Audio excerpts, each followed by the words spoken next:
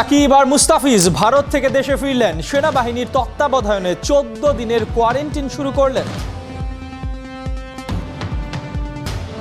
বাংলাদেশের ক্রিকেটে কেন সাকিবের বিকল্প হয় না? খালেদ মাহমুদ বলছেন, তরুণরা পর্যাপ্ত ম্যাচ পায় না।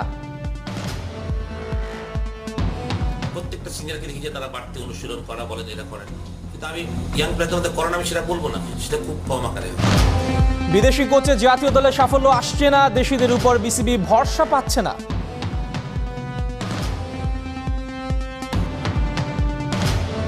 বসুন্ধরার এএফসি কাপ আবারও গেল ফেসে। পরিস্থিতি ঠিক হলে খেলা হবে জুনের শেষে।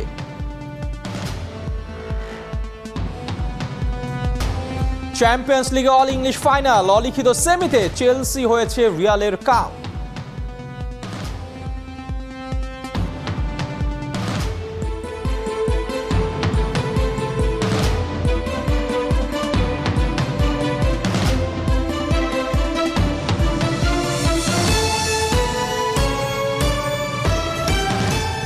স্বাগত একাত্তরে খেলা যোগে আপনাদের সঙ্গে আছি আমি ইহতেশাম সবুজ। পাখি নিরে ফিরেছে, কিন্তু ঘরে ফেরার আনন্দের চেয়ে দুঃখবোধ আর যন্ত্রণাটাই বুঝি বেশি ছুঁয়ে যাচ্ছে। সাকিব আর মুস্তাফিজ দেশে ফিরলেও আসছে ঈদটা পরিবারের সঙ্গে করতে পারছে না।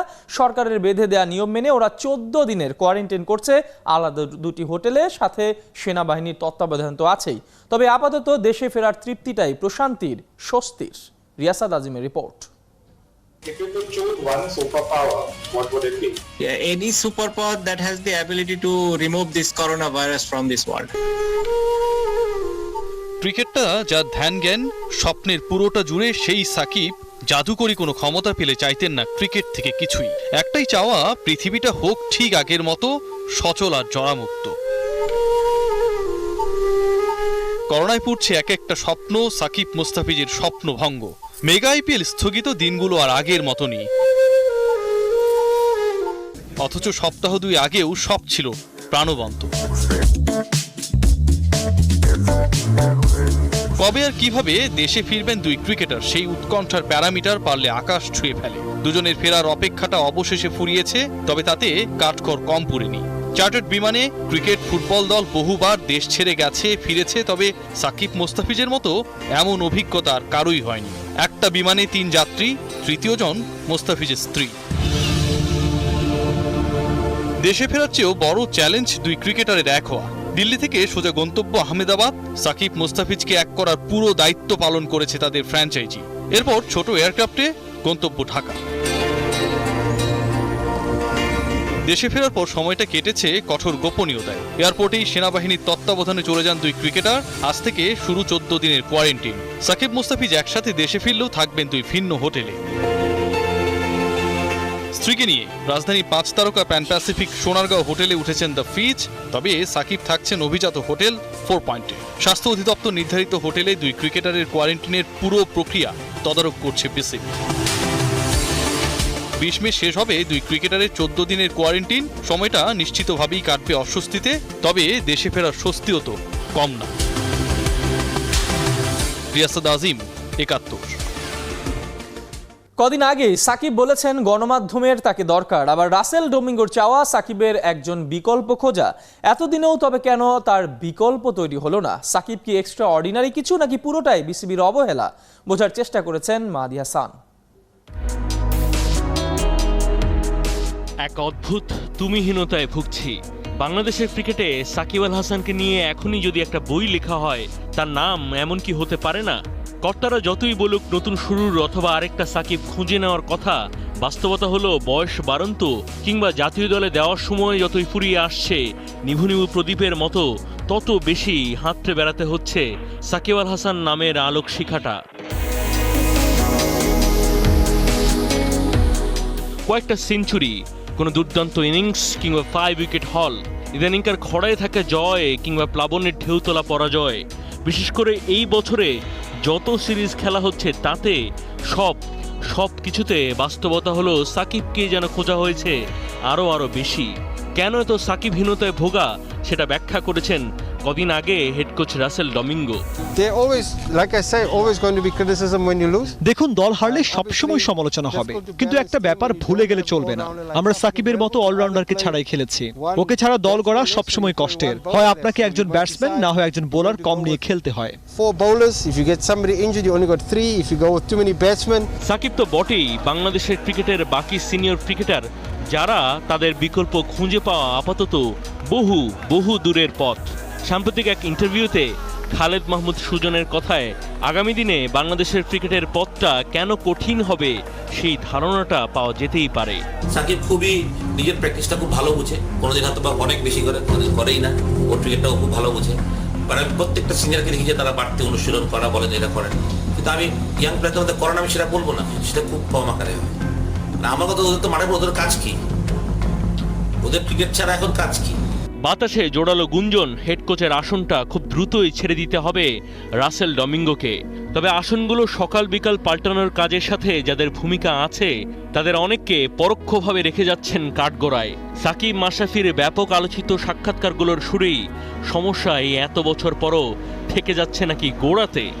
ঘরোয়া ক্রিকেটের কাঠামোতে 22 গজের সাবেক কিংবা বর্তমান ক্রিকেটার কিংবা কোচ, দেশি অথবা বিদেশি, সবাই কেন ঘুরে ফিরে কথা বলছেন একই সুরে?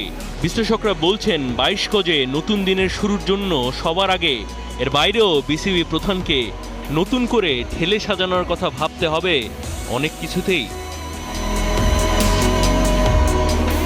মাহাদি হাসান, 71। রাসেল ডমিঙ্গো থাকবেন কি থাকবেন না, এটা এখন ক্রিকেট পাড়ায় বড় আলোচনা। তাতে ক্রিকেটের কতটাই বা যায় আসে? কেউ যাবেন, কেউ আসবেন, এটাই তো রীতি। কিন্তু সেই রীতিতে বারবারই উপেক্ষিত থাকেন বাংলার কোচেরা। জাতীয় দল তো দূরের কথা, বয়সভিত্তিক অনেক প্ল্যাটফর্মেও ওদের জায়গা হয় না। কেন এমনটা হয় বাংলার ক্রিকেটে, জানার চেষ্টা কোহিনুর কণার রিপোর্টে।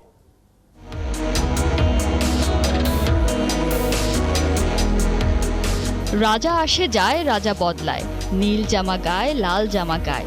এই রাজা আসে, ওই রাজা যায়, জামা কাপড়ের রং বদলায়, দিন বদলায় না। বীরেন্দ্র চট্টোপাধ্যায়ের কবিতার লাইনগুলো যেন বাংলাদেশ ক্রিকেটের কথাই বলছে। গেল বছরগুলোতে কত নামি দামি কোচই তো এলো গেল, টাইগারদের পারফরম্যান্স কতটুকুই বা বদলালো। গুনে গুনে 1 ডজন। রাসেল ডমিঙ্গোকে নিয়ে টাইগারদের বিদেশি কোচের সংখ্যাটা 12। জাতীয় দল, বয়সভিত্তিক দল কিংবা high performance team, coaching staff নিয়োগে কারি কারি টাকা খরচ করাই যেন ধনী বোর্ড বিসিবির সংস্কৃতি। ব্যাটিং, বোলিং, ফিল্ডিং, ফিজিও সবাই বিদেশি। নিজ দেশে দেশিরাই যেন অচ্ছুত। আমরা হচ্ছে ই গ্রেডের মানুষ, তারপরে এসিস্ট্যান্ট কোচ যারা তারা হয়তো আরো এফ গ্রেডের মানুষ, ট্রেনার যারা আছে তারা জিএইচ আর 9 এরকম হবে আর কি। সম্মানে গুরুত্ব সবখানে এভাবেই তারা উপেক্ষিত। পরিসংখ্যান বলে বিদেশি কোচদের পেছনে বিসিবি যা খরচ করে তার 20 ভাগের 1 ভাগও পান না ঘরের এই মানুষগুলো। অথচ ক্রিকেটটা টিকেই আছে তাদের অবদানে। এর প্রমাণটা পাওয়া যায় ঘরোয়া ক্রিকেটে। বিপিএল এ Tom Moody, Waqar Younis, Herschelle গিবসদের মতো বিখ্যাতদের চেয়ে অনেক বেশি সফল সারোয়ার ইমরান আর সালাউদ্দিনরা। সাকিব তামিম মুশফিকরা আজও কোনো সমস্যায় পড়লে সবার আগে ছোটেন নাজমুল আবেদিন ফাহিম কিংবা সালাউদ্দিনের কাছে। সব জাতীয় ক্রিকেটাররা এক বাক্যে তাদেরই যে গুরু মানেন।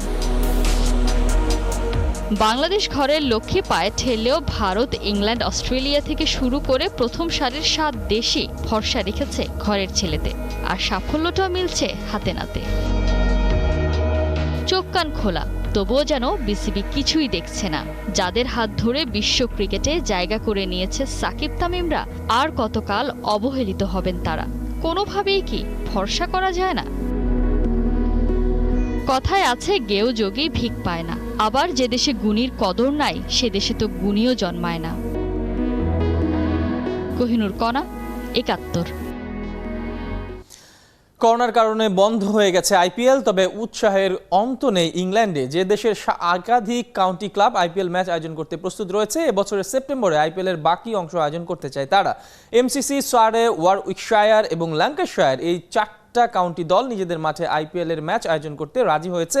এদের ঘরের মাঠ হলো লর্ডস, কিয়া ওভাল, এজবাস্টন এবং ওল্ড ট্রাফোর্ড। প্রতিটি কাউন্টির তরফ থেকে ইংল্যান্ড ক্রিকেট বোর্ডকে চিঠি পাঠিয়ে অনুরোধ করা হয়েছে বিসিসিআই সঙ্গে যেন কথা বলে। আবারও করোনার থাবা। এএফসি কাপে শুক্রবার থেকে লকডাউন দেওয়া হয়েছে ম্যাচ ভেন্যু মালদ্বীপে, যার কারণে বসুন্ধরার ম্যাচটা আপাতত হচ্ছে না। পরিস্থিতি স্বাভাবিক হলে জুনের শেষে হবে নতুন শিডিউল। এএফসি কাপ মাঠে গড়ানো নিয়ে অনিশ্চয়তা থাকলেও জুনে কাতার বিশ্বকাপ বাছাইয়ের দিনক্ষণ এখন পর্যন্ত ঠিকঠাকই রয়েছে। উপল নন্দী রিপোর্ট।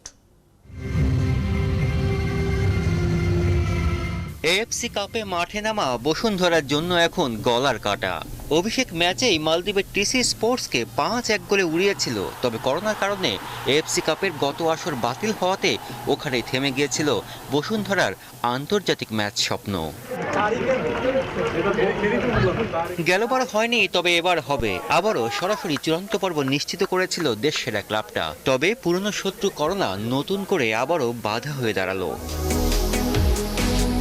হঠাৎ করেই করোনা পরিস্থিতির অবনতি হয়েছে মালদ্বীপের। সবকিছু নিয়ন্ত্রণে আনতে কঠোর লকডাউনে যাচ্ছে দেশটি। সে কারণেই এএফসি কাপের ম্যাচগুলো 14 মে থেকে মাঠে গড়ানোর সম্ভাবনা নেই। মালদ্বীপ ফুটবল অ্যাসোসিয়েশন থেকে আমাদেরকে বলা হয়েছে যে দে আর অ্যাফ্রেড আসলে খেলাটা হবে কিনা, এবং তারা এফসির সাথে কাজ করছে, এবং তারা আমাদেরকে যেটা ভার্বালি জানিয়েছে যে হয়তো বা খেলাটা হওয়ার সম্ভাবনা কম। ওই করোনার কারণে এরই মধ্যে আরো কয়েকটা গ্রুপের খেলা পিছিয়ে জুনে নেওয়া হয়েছে। বসুন্ধরার ম্যাচগুলো জুনেই হবার সম্ভাবনা বেশি। সেক্ষেত্রে উঠছে নতুন প্রশ্ন, ওই জুনেই তো কাতারে বাংলাদেশের বিশ্বকাপ বাছাই। এএফসি পারবে তো দুটো আসর একসাথে একই মাসে আয়োজন করতে? ফিফা উইন্ডোতে ফিফা ওয়ার্ল্ড কাপের খেলা হবে, এবং যদি এএফসি যদি আমাদের ডি গ্রুপের এএফসি কাপের খেলাটা যদি তারা রিশিডিউল করে এবং যদি জুন মাসে নিয়ে যায়, অফকোর্স সেটা আসলে ফিফা উইন্ডোকে কনসিডার করে অন্য কোনো সময় দেওয়া হবে। এবং আমরা অন্য দুই একটা গ্রুপের দিকে যদি দেখে থাকি, তাদের খেলাটাও কিন্তু জুনের শেষ সপ্তাহে শেষ 10 দিনে একটা শিডিউল দেওয়া হয়েছে। একটা ব্যাপার পরিষ্কার, এএফসি কাপ আর বিশ্বকাপ বাছাই শিডিউল মেলাতে আগামী কদিন ব্যস্ততা যাবে এশিয়ান ফুটবল কনফেডারেশনের কর্মকর্তাদের। এরই মধ্যে আরেকটা বড় প্রশ্ন, বর্তমানে করোনার যে হালচাল, তাতে করে জুনের বিশ্বকাপ বাছাই সময় মতো মাঠে গড়াবে তো? কাতার ফুটবল অ্যাসোসিয়েশনের পক্ষ থেকেও আমাদেরকে স্ট্রংলি জানানো হয়েছে যে তারা কাজ করছে, এবং দে হোপ যে আসলে ফিফা ওয়ার্ল্ড কাপ কোয়ালিফায়ার্সের গ্রুপ ইয়ের খেলা 5টি দেশের অংশগ্রহণে, যেটা কাতারের দোহাতে অনুষ্ঠিত হবে, সেটা তারা আয়োজন করার ব্যাপারে তারা আমাদেরকে আশাবাদ ব্যক্ত করেছে। এএফসি কাপ বিশ্বকাপ বাছাই শিডিউল যাই হোক, ঈদের পরপরই জাতীয় দলের ক্যাম্প শুরু করবে বাফুফে। কোচিং স্টাফদের নিয়ে সোমবার রাতে ঢাকা আসছেন হেড কোচ জেমি ডে। উপল নন্দী, 71, ঢাকা। বাংলায় অচেনা খেলা ফেন্সিংকে পরিচিত করেছেন ফাতেমা মুজিব। তার আশা নতুন ফেন্সার উঠে আসবে, ফেন্সারদের সুযোগ সুবিধাও বৃদ্ধি পাবে। এসএ গেমসে স্বর্ণজেতা ফাতেমা মুজিব বাংলাদেশের সবচেয়ে বড় ক্রীড়া আসর বাংলাদেশ গেমসেও সাফল্য পেয়েছেন। Rahman pair report. কত অজানা কুয়াশা মেঘ হয়ে ডেকেছিল বারবার, বয়ে গিয়েছিল দমকা হাওয়া। জল রঙে আঁকা ছিল না ভুবন, মেঘলা রেখায় তবু মুচকি হেসে যায় স্বপ্নভূমি। আলো জালে অদম্য মানসিক শক্তি। মাত্র 2 মাস বয়সে মাকে হারানো মেয়েটি লাল সবুজের গর্ব। বাংলার ফেন্সিং এর আলোক বর্তিকা ফাতেমা মুজিব।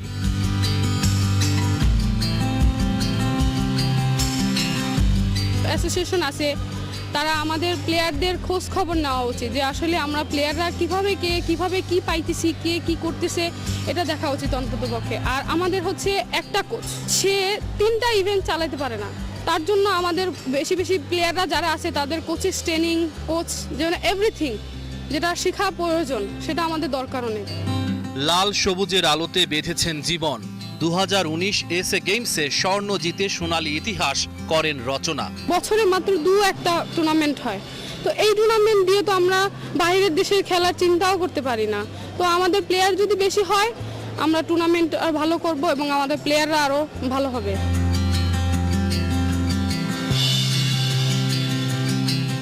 জীবনে আজ রঙের ছোঁয়া, স্বর্ণকন্যা বাংলাদেশ গেমসেও ধরে রেখেছেন ধারাবাহিকতা। আমি খেলাধুলা করতেছি আমার সামনে আগানোর জন্য। আমি যদি সামনে আগাইতে পারি, তারপরে সে আমি খেলতে পারবো।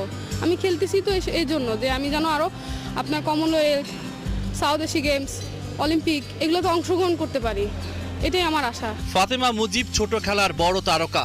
বাংলার প্রতিটা কোণে ফেন্সিং ছড়িয়ে গেলেও ফাতেমা মুজিবকে কেউ ভুলবে না। তিনিই যে শুরুর তারা। রহমান পেয়ার, 71। এই ছিল এখনকার খেলা যুগে সরাসরি সংবাদ আর অনুষ্ঠান দেখতে থাকুন 71 ফেসবুক পেজে, আর সাবস্ক্রাইব করুন 71 ইউটিউব চ্যানেলে। প্রতি মুহূর্তে আমরা জানাচ্ছি করোনা সর্বশেষ, ভয় নয় সচেতনতাই জয়।